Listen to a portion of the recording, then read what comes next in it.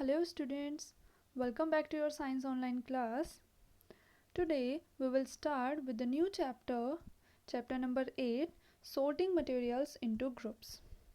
Okay, that means हमको क्या करना है, जो आपके चारों साइड आपके आसपास जितने मटेरियल्स आपको दिखाई देते हैं उन सब का क्लासिफिकेशन करना है ग्रुप्स में और उन सबको अलग अलग ग्रुप्स में डिवाइड करना है. हम उनको कैसे पहचानते हैं कि ये मटेरियल कैसा है, ये मटेरियल कैसा है, क्योंकि सब मटेरियल्स एक दूसरे से डिफरेंट होते हैं दिखने में, राइट. तो उन सबको अलग अलग ग्रुप्स में कैसे डिवाइड करते हैं, क्यों करते हैं, वो सब हम इस चैप्टर में पढ़ने वाले हैं. Okay, so let's start the reading. The world is made of millions of things which we see around us. All these things look different from each other and hence they have different properties. We often notice that what these things are made up of. In fact, they are all made up of some materials. That means कि हम अपने चारों side क्या देखते हैं, बहुत millions of things अपने चारों साइड देखते हैं. वो सब देखने में अलग अलग हैं एक दूसरे से, उन सब की प्रॉपर्टीज़ अलग अलग हैं, या हम ये भी नोटिस करते हैं कि वो अलग अलग चीज़ों से बनी हुई हैं. ओके, सो उन सब वे किस मटेरियल से बनी है, उनकी क्या क्या प्रॉपर्टी है और कैसी वे देखने में दिखाई दे रही हैं हमको, उस बेसिस पे हम उन्हें अलग अलग ग्रुप्स में डिवाइड करेंगे. ओके, उसके लिए हमको टॉपिक पढ़ना पड़ेगा grouping of things, right. So देखते हैं what is grouping of things. All objects present around us are of different shape, size, colors, utility of materials, right. We can group them on the basis of these criteria. This is called grouping. For example, the things are grouped on the basis of their shape, that is all the round objects in one group, square in another and the rectangular in different one. That means कि आपके जितने भी आपके चारों तरफ object, जितने भी things आपके चारों साइड प्रेजेंट हैं, वो सब अलग अलग शेप में होती हैं, अलग अलग कलर होती है उनकी, वे उनकी मटेरियल्स अलग अलग होता है, राइट. तो उस बेसिस पे हमको उन सभी चीज़ों को अलग अलग ग्रुप्स में डिवाइड करने की ज़रूरत पड़ती है, जिससे हम उनको आसानी से पहचान सकें. ओके, इसी को हम क्या कहते हैं, ग्रुपिंग कहते हैं. फॉर एग्ज़ाम्पल, अगर हमारे पास बहुत सारी शेप की क्या है, बहुत सारे ऑब्जेक्ट्स रखे हुए हैं जिनकी शेप बहुत डिफरेंट है, राइट. तो हम उनके शेप वाइज उन सब ऑब्जेक्ट्स को अलग अलग ग्रुप्स में डिवाइड कर देंगे, राइट. हम ये करेंगे, हमारे पास इतने सर्कल हैं, इतने हमारे पास ट्रायंगल हैं, इतने रेक्टेंगल हैं. ओके, तो इस बेसिस पे हम उनको डिवाइड कर देंगे. Now basis of grouping. Grouping का बेसिस क्या होता है, कैसे स्टार्ट किया जाता है. Grouping is a process of systematically dividing materials into groups in such a way that the members of each group have common properties. Grouping is also called classification. Simply कि grouping क्या है, किसी भी material को या बहुत सारे materials को सिस्टमैटिकली अलग अलग ग्रुप में डिवाइड करना according to their properties, according to their shapes. This is called grouping, and grouping is also called classification. In scientific term, property is a characteristic of a body by which it can be distinguished from many others. The property of a body may be color, size, shape, smell, hardness, etc. Thus, a property can be used as the basis of grouping of objects. तो जो हमारे groups हैं उनमें उन्हें start कैसे करते हैं, grouping को हम स्टार्ट कैसे करते हैं, तो उनका जो बेस है जहाँ से हम स्टार्ट करते हैं वो होता है मटेरियल्स की प्रॉपर्टी. अब वो प्रॉपर्टी कुछ भी हो सकती है, वो प्रॉपर्टी शेप हो सकती है, हम उनको शेप के अकॉर्डिंग अलग अलग ग्रुप में डिवाइड कर सकते हैं, हम उनको कलर के अकॉर्डिंग अलग अलग ग्रुप में डिवाइड कर सकते हैं कि रेड कलर की सारी जितने भी मटेरियल्स हैं वो हमने एक ग्रुप में डाले, येलो कलर के जितने मटेरियल्स हैं वो अलग ग्रुप में डाले, तो कलर वाइज भी उनका डिस्ट्रीब्यूशन हो सकता है, राइट. नेक्स्ट आपका हार्डनेस और सॉफ्टनेस. दैट मीन्स जो आपके मटेरियल्स हैं, जो ज़्यादा हार्ड मटेरियल्स हैं उनको हम अलग ग्रुप में क्लासीफाई कर सकते हैं, जो सॉफ्ट मटेरियल्स हैं उनको अलग ग्रुप में डिवाइड कर सकते हैं, right. So this is the basis of grouping. Now importance of grouping और क्लासिफिकेशन. हमें ग्रुपिज्म की ज़रूरत, ग्रुपिंग करने की ज़रूरत क्यों पड़ती है, उसकी इम्पोर्टेंस क्या है. So, the grouping or classification of things is useful for us in many ways. Some of its advantages are as follows. इसके कुछ advantages हैं, कुछ लाभ हैं जो इस तरीके से हैं. Grouping or classification helps to locate the object easily. For example, we classify the clothes in our cupboard like uniforms in one shelf, hanky and socks in a separate one, and shirts in another. When we have to find a hanky, we can easily find them in the shelf of hanky.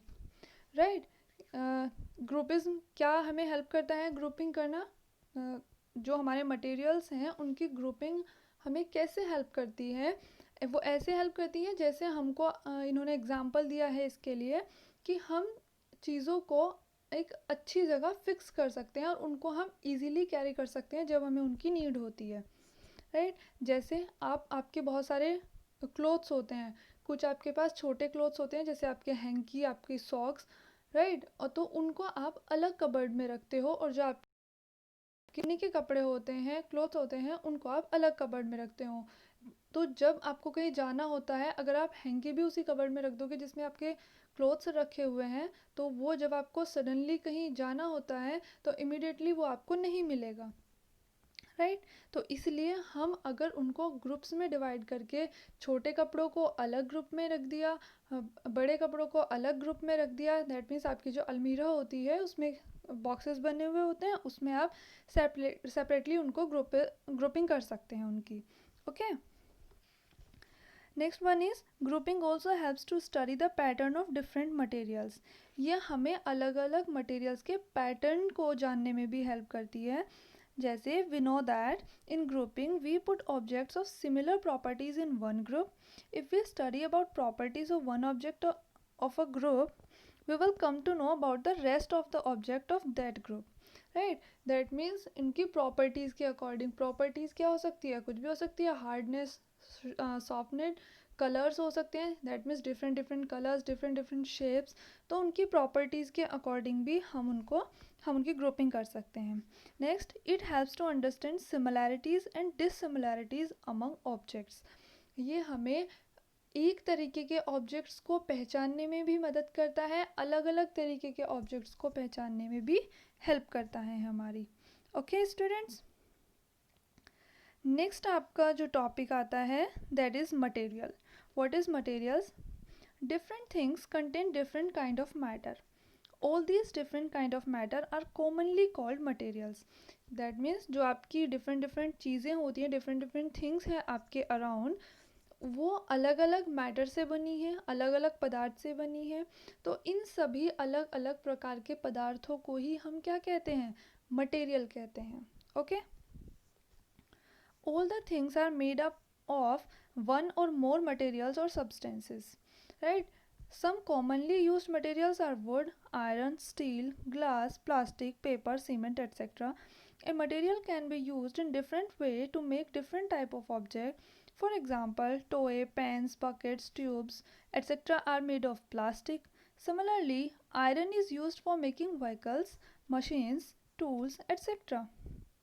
In the same way, an object can be made by using one or more materials. For example, furniture is made of plastic, wood and metal. Right. तो basically आपको बताया क्या गया है कि materials क्या होते हैं, जो डिफरेंट डिफरेंट टाइप्स के मैटर से बने हुए आपके थिंग्स होती हैं उनको हम मटेरियल्स कहते हैं. तो जो आपके मटेरियल्स होते हैं वो अलग अलग सब्सटेंस से मिलकर बने होते हैं. राइट. जैसे कुछ आपके जो मटेरियल्स होते हैं वो प्लास्टिक से बने होते हैं, कुछ मटेरियल्स आपके होते हैं जो आयरन से बने होते हैं. लेकिन इसमें कुछ मटेरियल ऐसे होते हैं जो प्लास्टिक से भी बनते हैं, वुड से भी बनते हैं और आयरन से भी बनते हैं. जैसे आपका जो फर्नीचर आप घर में यूज़ करते हैं, चेयर्स वगैरह, चेयर्स प्लास्टिक से भी बनी होती हैं, चेयर्स वुड से भी बनी होती हैं एंड चेयर्स आयरन से भी बनी होती हैं. दैट मीन्स इस मटेरियल में हम 3 टाइप के सब्सटेंसेस का यूज़ कर रहे हैं. राइट.